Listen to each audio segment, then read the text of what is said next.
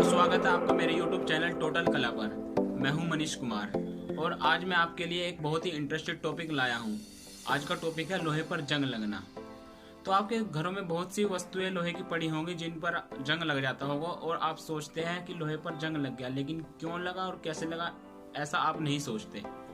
तो इस क्यों और कैसे का जवाब आपको इस वीडियो में मिल जाएगा। वीडियो को अंत तक देखिएगा।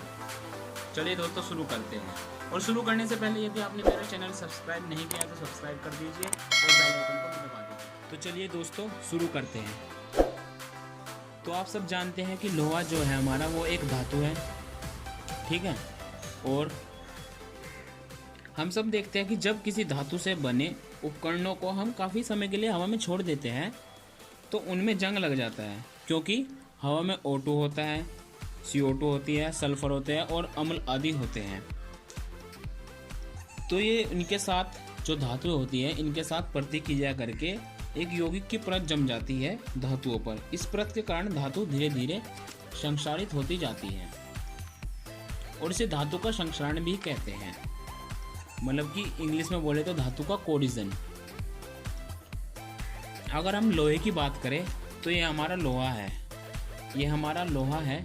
और जब लोहा नमी वाली हवा में आता है, नमी वाली हवा मतलब हवा में O2 मौजूद है, ऑक्सीजन मौजूद है, और यह जब हवा में आता है नमी वाली हवा में, और पानी भी उपस्थित है हमारे वातावरण में और नमी वाली हवा भी उपस्थित है, तो ये जब दोनों के संपर्क में आता है तो ये दोनों क्रिया करके धातु के साथ क्रिया करके धातु का ऑक्साइड बना देती है, धातु का ऑक्साइड बना देती है। और धातु का ऑक्साइड बनता है क्योंकि आयरन है तो आयरन ऑक्साइड बनेगा। धातु आयरन है ना हमारी, तो आयरन ऑक्साइड बनेगा। तो आयरन ऑक्साइड बन जाता है और आयरन ऑक्साइड की भूरी परत इस पर जम जाती है। ये भूरी परत जमती जाती है। चूँकि ये भूरी परत जो होती है आयरन ऑक्साइड की वो पोरस होती है। आपको मैं बता दूँ पोरस का मतलब होता है छिद्रदार, मतलब कि जिसमें छेद होते हैं।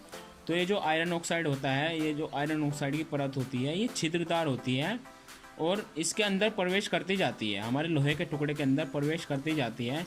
तो जैसे मान लिया पहली परत आई, वो पहली परत जम गई और अंदर प्रवेश करती गई, पहली परत यहाँ पे आ गई। फिर दूसरी परत आई, वो कैसे आई, वो भी नमी वाली हवा से और पानी से आई, वो भी अंदर चली गई। फिर तीसरी आई तो वो भी अंदर चली गई। तो ऐसे ये निरंतर क्रिया चलती रहती है और आयरन ऑक्साइड बनता जाता है।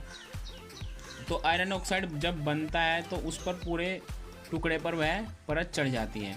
और इसकी अगर हम रिएक्शन देखें, साइंटिफिक केमिकल रिएक्शन, तो हम कहते हैं कि ये Fe ये हमारा आयरन है, ये आयरन का सिंबल होता है, और ये ऑक्सीजन है, ये ऑक्सीजन का सिंबल होता है O2, और ये हमारा वाटर का सिंबल होता है। तो जब हम इन तीनों की क्रिया कराते हैं तो इसमें हमारा बनता है फेरिक हाइड्रोक्साइड। फेरिक हाइड्रोक्साइड बनता है और फेरिक हाइड्रोक्साइड डिहाइड्रेट होकर Fe2O3 यानी फेरिक ऑक्साइड में कन्वर्ट हो जाता है। Fe2O3 और कुछ वाटर के मॉलिक्यूल्स यानी जल के अणु कुछ उसमें उपस्थित होते हैं, तो वो फेरिक ऑक्साइड बन जाता है। और ये जो लोहे की जो ऊपर परत जमी होती है फेरिक ऑक्साइड की ही होती है, यानी जो हमारा जंग होता है या फिर रस्ट होता है उसको हम फेरिक ऑक्साइड बोलते हैं। लोहे पर जो लगा जंग होता है उसको हम फेरिक ऑक्साइड बोलते हैं। तो दोस्तों अब बात करते हैं लोहे को जंग से कैसे बचाएं। तो लोहे को जंग से बचाने के वैसे तो बहुत सारे तरीके हैं, लेकिन अगर हम बात करें मेन पॉइंट की तो हमारे पास पहला उपाय जो अच्छा उपाय है वो है पेंटिंग करना। अगर लोहे पर हम पेंट कर देते हैं तो उसमें हमारा केरोसिन होता है और केरोसिन हमारा प्रतिऑक्सीकारक का काम करता है। प्रतिऑक्सीकारक का मतलब होता है कि O2 को संपर्क में नहीं आने देता। तो ये हमारा प्रतिऑक्सीकारक है, मतलब केरोसिन है, ये O2 को संपर्क में नहीं आने देता।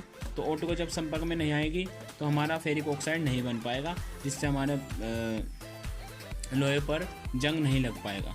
दूसरा हम ग्रीस भी कर सकते हैं। जैसे आपने देखा होगा लोहे की जो साइकिल की चैन होती है उसमें भी हम ग्रीस करके रखते हैं, क्योंकि उसमें अगर जंग लग गया तो वो नहीं चल पाएगी। तो ग्रीस क्या होता है, उसमें भी हमारा प्रतिऑक्सीकारक मिला होता है। तो प्रतिऑक्सीकारक का काम होता है O2 को दूर भगाना, तो O2 को उसके पास में नहीं आने देता। ग्रीस O2 को धातु के पास में नहीं आने देता, जिससे धातु पर जंग नहीं लगता। तो ये हमारे दो तरीके हैं लोहे को जंग से बचाने के लिए। तो ये ये था लोहे पर जंग कैसे लगते हैं का पूरा वर्णन। आई होप आपको ये ज़रूर समझ में आया होगा। और यदि आपको मेरी वीडियो अच्छी लगी हो तो आप कृपया करके लाइक कीजिए, और यदि आपको कोई डाउट हो तो आप कमेंट सेक्शन में बता सकते हैं। और यदि आप और ऐसी वीडियो चाहते हो तो आप मेरे चैनल को सब्सक्राइब कीजिए और बेल आइकन को भी दबा दीजिए, ताकि अगली वीडियो को नोटिफिकेशन आपके पास तुरंत आ जाए। तो मैं मिलता हूँ अब आपको अगली वीडियो में। तब तक के लिए धन्यवाद। आप घर में रहिए, सुरक्षित रहिए।